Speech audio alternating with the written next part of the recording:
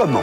En jouant la nuit avec sa lampe de poche au télécran de ses petits-enfants, ma grand-mère a inventé la télé en noir et blanc.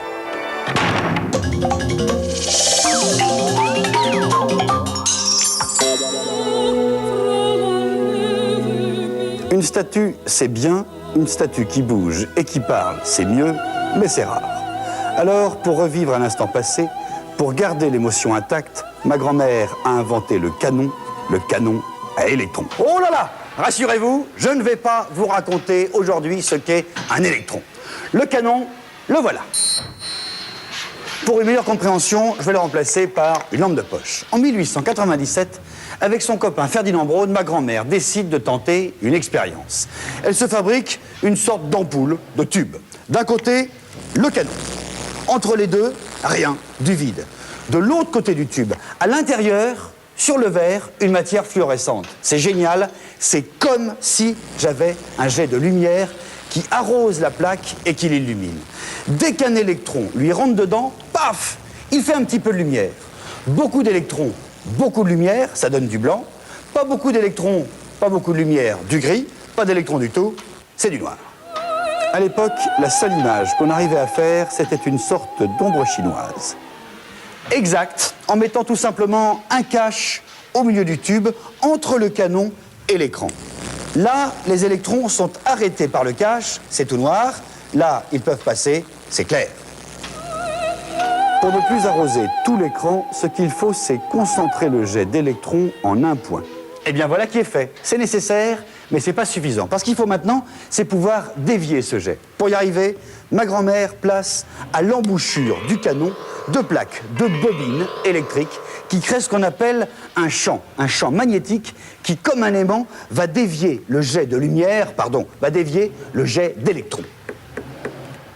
J'arrive donc à déplacer mon point lumineux avec une simple commande électrique. Plus, moins, plus, moins, plus. J'arrive à déplacer mon point d'impact où je veux. Ça balaye. Ma grand-mère vient d'inventer le balayage horizontal. Vous remarquerez que si je balaye très très vite, nos yeux n'ont pas le temps de voir, n'ont pas le temps de discerner le point, on ne voit plus qu'une seule ligne. C'est comme la lampe de poche de ma grand-mère qu'elle agite très vite dans le noir. Et ce qui marche dans ce sens horizontal peut marcher aussi dans ce sens-là vertical. Eh oui, ma grand-mère met deux autres bobines à la verticale et hop, elle met au point le balayage vertical. Maintenant, elle peut vraiment placer son point où elle le veut sur l'écran. C'est comme le télécran de mon enfance. Mine de rien, et sans en avoir l'air, elle vient d'inventer la télé noir et blanc.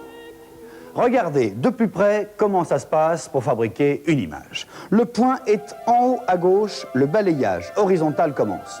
Vous trouvez que c'est un peu rapide? C'est vrai que ça se passe à toute allure, il balaye une ligne en moins d'un millième de seconde. Pour bien comprendre, ralentissons. Le canon balaye une ligne, plus ou moins fort, donc plus ou moins noir ou plus ou moins blanc. Dès qu'il arrive au bout, paf, les deux bobines du balayage horizontal lui commandent de revenir à zéro, ici, et le balayage vertical lui commande de descendre d'une ligne, plus bas, comme ceci. On peut passer au balayage de la deuxième ligne. Pouf, on repart à zéro, on descend d'une ligne, on repart, troisième, quatrième, cinquième.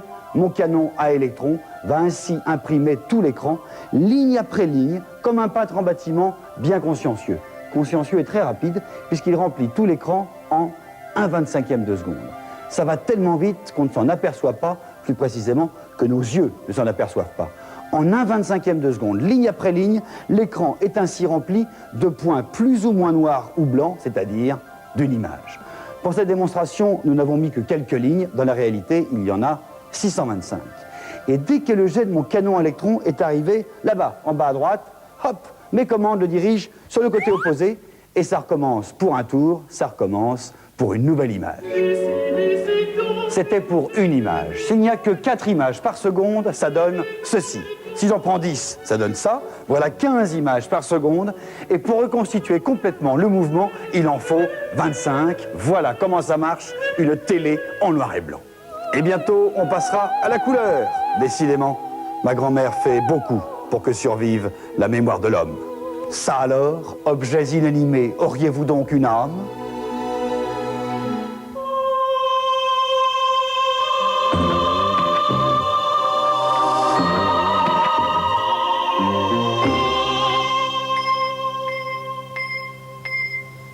Cinéma, cinéma, cinéma,